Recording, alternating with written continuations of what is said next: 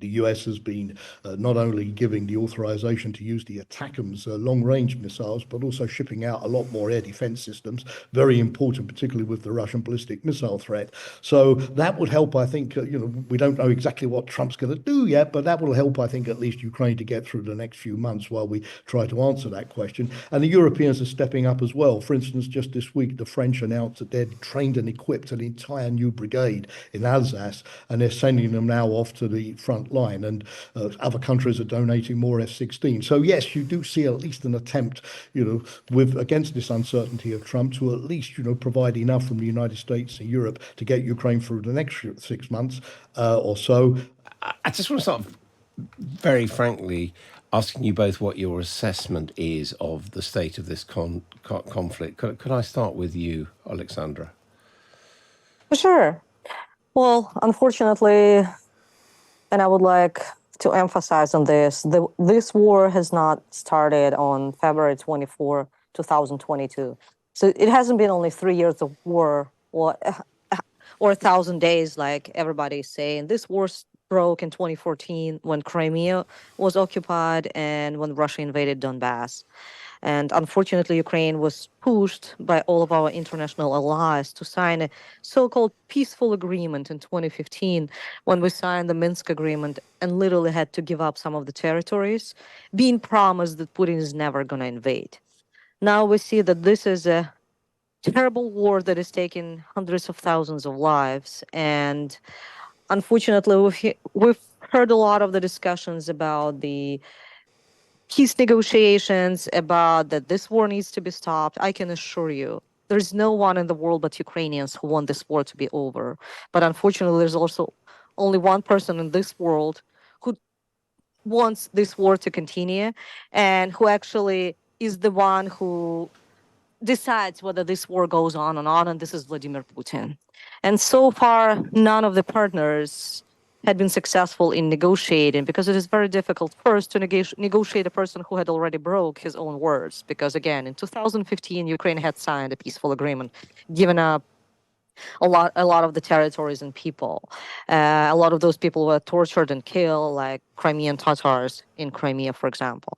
But he still had invaded. And second, Vladimir Putin wants not just to invade Ukraine, but he wants partially invade the rest of the Europe that has formerly been so-called the Soviet republics of the USSR. So that's why it's not only the Ukrainian war, and he's not going to stop in Ukraine.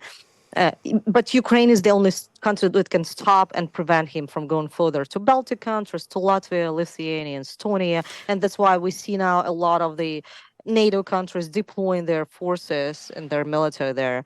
Or let's say the other countries like Poland, who might be next. Okay.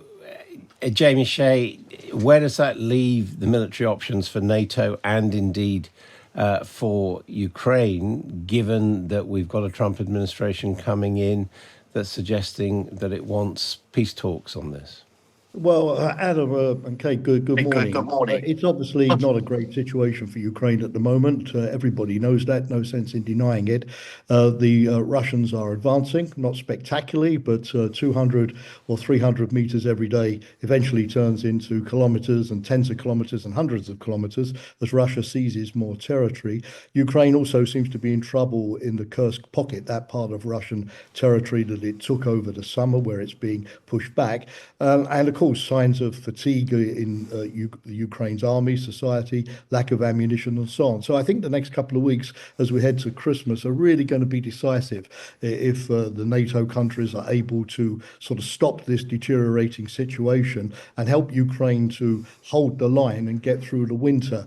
There are things that can be done, Adam. I mean, obviously, there's been a lot of focus on ATACMS and Storm Shadow long-range missiles, but to my mind, things like ammunition, anti-personnel mines to stop the Russians advancing, anti-tank weapons, the basics, shells to keep the Ukrainians fighting and help them stabilize the line are even more important. Help to develop Ukraine's own domestic defense industry, because Ukraine is able to supply a lot of the weapons that it needs if there is investment in its industry. And of course, help Ukraine to get through the winter. But I think the key thing, Adam, coming up in the next couple of days with various foreign ministers' meetings, EU, NATO, G7 taking place, is that the West makes clear that it hasn't been intimidated by what Putin tried last week, with his new nuclear doctrine, his brandishing of these new ballistic missiles and all the rest, and it still stands firmly behind Ukraine.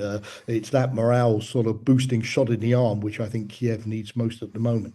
And Jamie Shea, do you feel that NATO, particularly European allies, but obviously the United States as well, in the dying days of Joe Biden's presidency, are now giving Ukraine enough support that would enable it to halt Russian advances?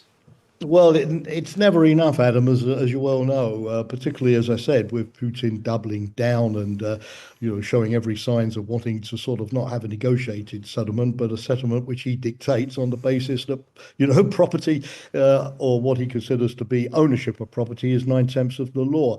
But certainly there has been a bit of a stepping up. I mean, Biden, obviously knowing he's only in the White House for a few more weeks, has been trying to get out to Ukraine as much as possible of the $6 billion of Pentagon funding for Ukraine that was approved earlier. But the US has been not only giving the authorization to use the ATACMS long-range missiles, but also shipping out a lot more air defense systems, very important, particularly with the Russian ballistic missile threat. So that would help, I think, we don't know exactly what Trump's going to do yet, but that will help, I think, at least Ukraine to get through the next few months while we try to answer that question. And the Europeans are stepping up as well. For instance, just this week, the French announced that they'd trained and equipped an entire new brigade in Alsace, and they're sending them now off to the front line. And other countries are donating more F-16. So yes, you do see at least an attempt, against this uncertainty of Trump, to at least, provide enough from the United States and Europe to get Ukraine through the next 6 months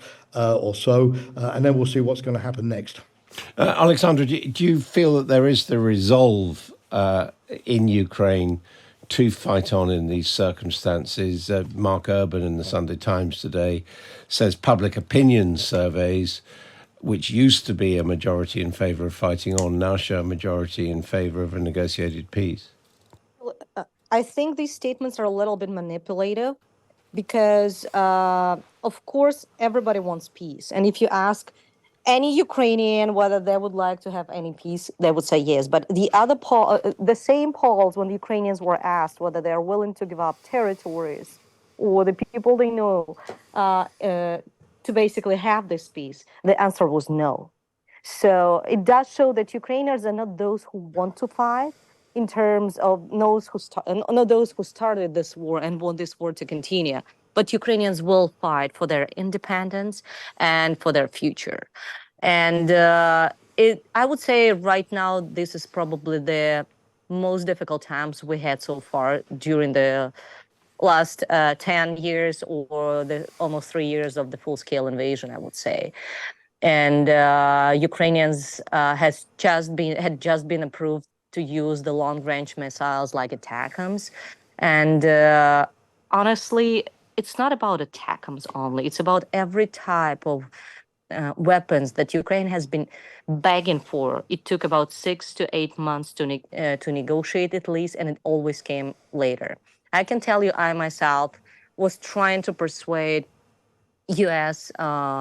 Parliamentarians like congresspeople, senators, Department of Defense, State Department, NSC, starting, I would say, March and April. It was just right after the supplemental was passed when we were focused on that. And I just want to remind that for 6 months, there was no funding from the U.S. and no supply of any kind of munition, which was a disaster. So we have been focusing for almost the last 8 months, trying to persuade the United States and other partners like Great Britain or France, who have the same types of missiles, or Germany about the Taurus missiles, that those needed to be provided.